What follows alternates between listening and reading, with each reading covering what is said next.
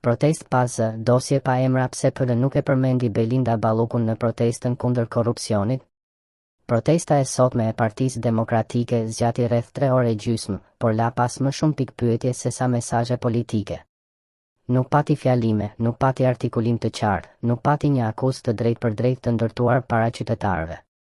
Ishte më shumë një ecje e gjatë, e shpërndarë dhe e paorganizuar, se sa një protestë e strukturuar me objektiva të qarta politike. Dhe pikërisht këtu nis dyshimi më i madh, si ka mundësi që në një protestë të thirrur në emër të luftës kundër korrupsionit, PD nuk e zuri në gojë Belinda Ballukun. Nëse opozita pretendon se po ngrihet kundër korrupsionit qeveritar dhe nëse vetë SPAK ka hedhur dyshime e ka hapur çështje që prekin figura të rëndësishme të qeverisë, atëherë mungesa e emrit të Ballukut nuk mund të kalojë si rastësi. Aq më tepër kur flitet se opozita e ka pasur këtë dosje në dorëzime që prej dhjetorit. Atëherë pyetja nuk është më nëse e dinin apo jo. Pyetja është, pse heshtën?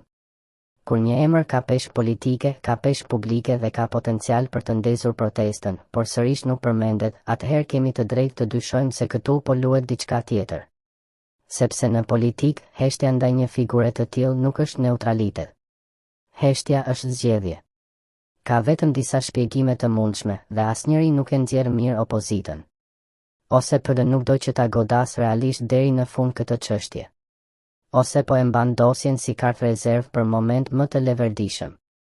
Ose edhe më keq, po bën shumë të përgjithshme kundër korrupsionit, por shmang me kujdes emrat që mund ta bëjnë përplasjen reale dhe konkrete. Kjo e bën protestën e sotme të duket jo si një akt i fortë politik, por si një shfaqje e vakët, ku turma ecën, koha kalon, por mesazhi nuk mbërrin askund. 3 orë e gjysmë pa fjalim, pa akuzë të artikuluar, pa përmendjen e një prej emrave më të rëndë të lidhur me aferat që vetë opozita ka ngritur prej muajsh. Kjo nuk është strategji force.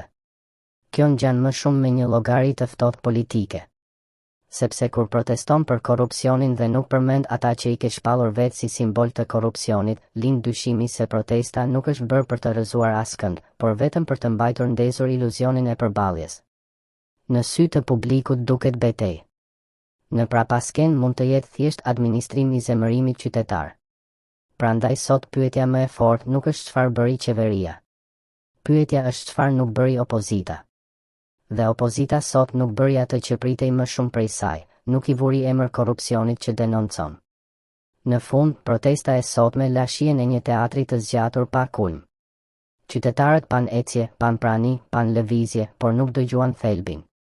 Dhe kur thelbi mungon, kur emrat mungojnë, kur dosjet përmenden në korridore por jo para turmës, atëherë dyshimi bëhet i pashmangshëm. Mos vallë edhe kjo protest ishte menduar më shumë për konsum politik se sa për goditje reale?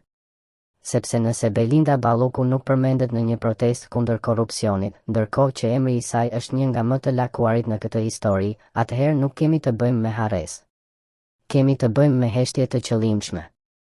Dhe në politikën shqiptare, heshtja e qëllimshme zakonisht fsheh pazare, kalkulime ose frikë.